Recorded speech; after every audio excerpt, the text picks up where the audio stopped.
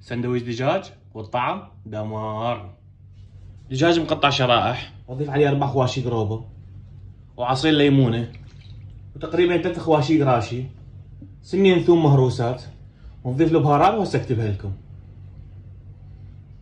ونخلطهن سوا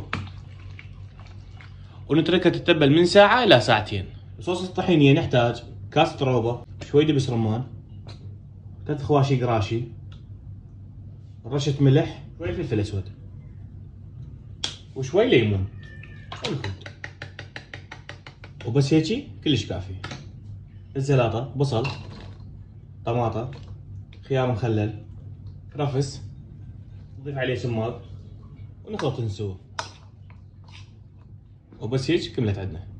طاوة عنا نضيف زيت، واكيد زيت ريز الصحي، وهسه اضيف صدور الدجاج.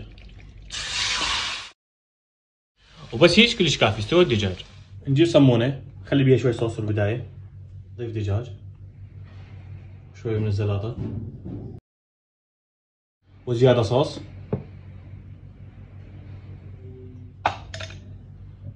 كرونجي مو بيبسي.